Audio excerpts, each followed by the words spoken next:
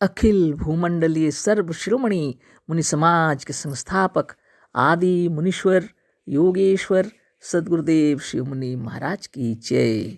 उपस्थित मुनि वृंद, साधु सज्जन वृंद, संत वृंद, साधक वृंद, आध्यात्म ज्ञान के जिज्ञासु और प्रेमियों, सभी श्रोता वृंद, आप सबको मेरा कोटिशः नमन, सप्रेम जय जीव। तो आध्यात्मिक चर्चा चल रही है और हम लोग सदगुरुदेव शिव मुनि महाराज रचित ग्रंथ निरोग होने का अद्भुत उपाय पर चर्चा कर रहे हैं।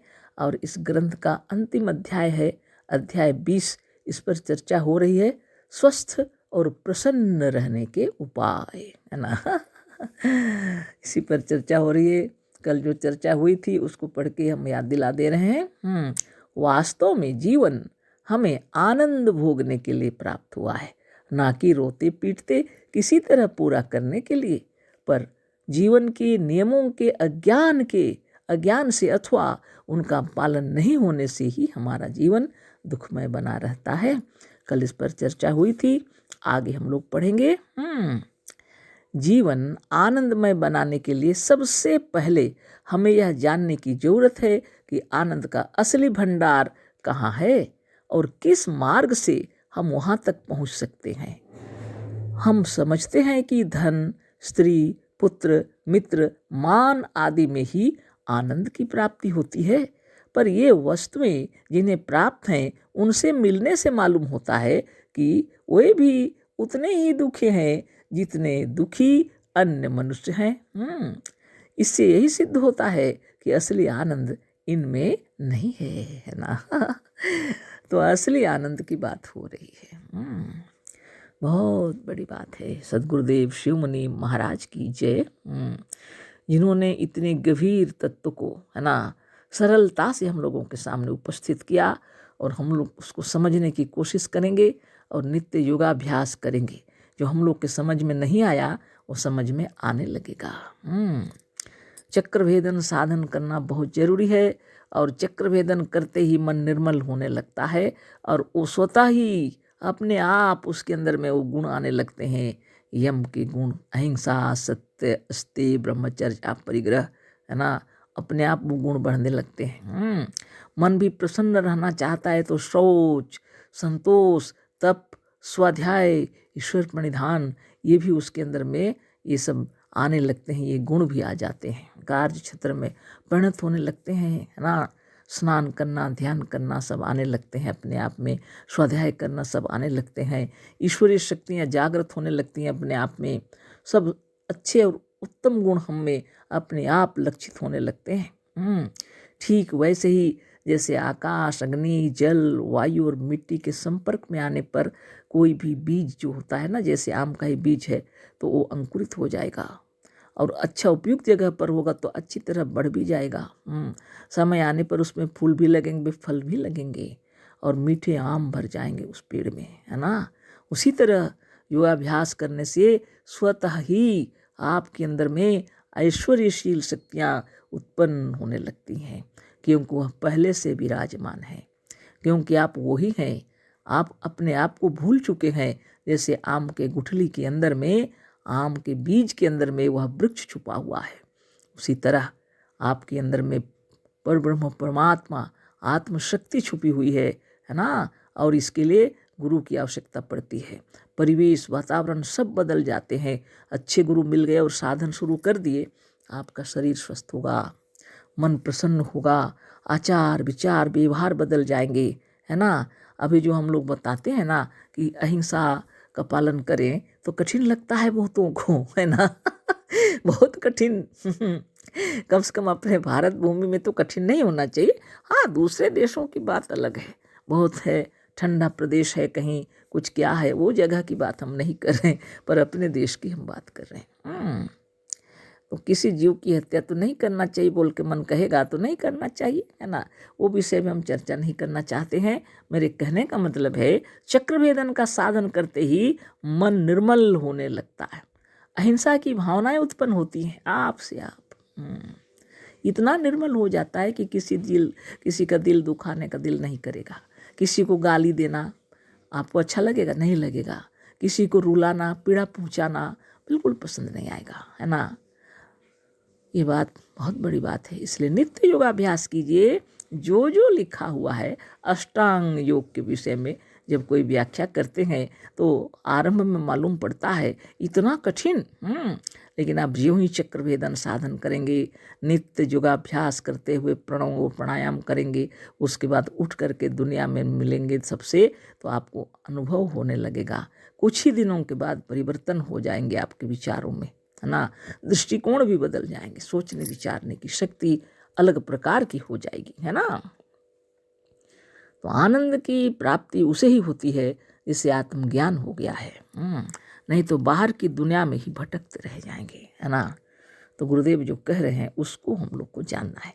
जीवन आनंदमय बनाने के लिए सबसे पहले हमें यह जानने की जरूरत है कि आनंद का असली भंडार कहाँ है। आनंद का असली भंडार कहाँ है? आप स्वयं है ना। सच्चित आनंद, सच्चिद आनंद, है ना। आप सत्य हैं, परम सत्य हैं, आप चेतनमान है आप, और आनंद स्वरूप हैं आप ही आनंद के भंडार हैं। आप चेतन हैं, आप सत्य हैं, है ना। फिर कहाँ भटकना है, केवल अपने में डूब जाना है ना। ध्यान मगन हो जाना है, दिन भर नहीं, है ना। वो दिन भर तो रहेंगे ही, मैंने कहने का मतलब समय निकाल कर स्पेशल सुबह उठना चाहिए ब्रह्म मुहूर्त में, और शाम को भी एक बार। और जितना कार्यकलाप दुनिया में आपको करना है ना, धन दौलत कमाना है या कोई भी कार्य कर रहे हैं, तो सुगमता से होने लगेगा, बिल्कुल। हर क्षेत्र में, खेती बाड़ी के क्षेत्र में भी उन्नति होगी, बिजनेसमैन है तो उसमें भी उन्नति होगी, है ना। बड़े बड़े फैक्ट्री चला रहे हैं और आप बहुत बड़े वहाँ के मालिक हैं तो भी वो भी काम अच्छा होगा, है ना।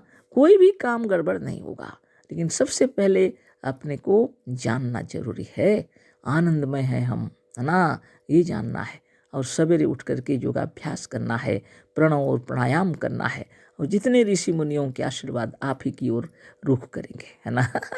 बिना बोले भी माता पिता और जितने जो महान आत्माएं, सबके आशीर्वाद आपकी ओर रुख करेंगे, है ना। तो जीवन आनंदमय है, इसको जानने के लिए, आनंद का भंडार है, इसको जानने के लिए आपको भीतर की ओर जानना पड़ेगा। तो गुरुदेव बोल रहे हैं आपको यहाँ पर आनंद का असली भंडार कहाँ है और किस मार्ग से हम वहाँ तक पहुँच सकते हैं। एक ही मार्ग है, योग मार्ग, और बाकी तो बाहर की ओर दौड़ा देंगे आपका। संसार में दो ही मार्ग है, एक बाहर और एक भीतर। बाहर आप रहेंगे तो परिधि में आप घूमते रहेंगे, और भीतर जब आएंगे तो केंद्र की ओर आएंगे, है ना। और जब केंद्र में पहुंच जाएंगे तो मालूम होगा कि आप ही सच्चिद आनंद हैं, आप सत्य हैं, आप चेतन हैं, आप आनंद स्वरूप हैं, और आपके अंदर से सारा विश्व चमक रहा है। आकाश, अग्नि, जल, वायु और मिट्टी लहरा रहे हैं, और इस सब को उत्पन्न किए हैं आपने, आपके सुख और शांति के लिए बनाए हैं सब कुछ। तो हलचल मचेगा तो अंदर से ना, है कि नहीं। इसलिए नित्य योगाभ्यास करना चाहिए, ताकि अपने आप में डुबकी लगा ले एक बार अपने सच्चिदानंद में, है ना। हम समझते हैं कि धन ऐसा होता है, अज्ञान अवस्था में जब व्यक्ति रहता है तो समझता है वैसे ही, है ना। कोई यदि धन नहीं है तो सोचता है धन होता तो हम बहुत सुखी रहते। कोई जब शादी विवाह नहीं किए तो सोचते स्त्री होती तो बहुत खुशी से रहते, है ना। जिसके बाल बच्चे नहीं तो सोचते पुत्र होता, बहुत आनंद से रहते, है ना। कोई सोचते मेरा कोई मित्र नहीं है, मेरा कोई स्पेशल अजीज दोस्त होता, मित्र होते तो बहुत खुशी से रहते।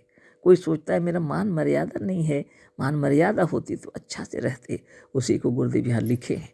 हम समझते हैं कि धन, स्त्री, पुत्र, मित्र, मान आदि में ही आनंद की प्राप्ति होती है, ऐसे सोचते हैं। पर ये वस्तुएं जिन्हें प्राप्त हैं उनसे मिलने से मालूम होता है कि वह उतने ही दुखी हैं जितने दुखी अन्य मनुष्य हैं। लो, ये भी हो गया गड़बड़। यानी वहाँ भी खुशी नहीं है, कोई है, सब कुछ है। धन है, स्त्री है, पुत्र है, मित्र है, मान मर्यादा, शान और शौकत है, लेकिन तब भी कुछ कमी है।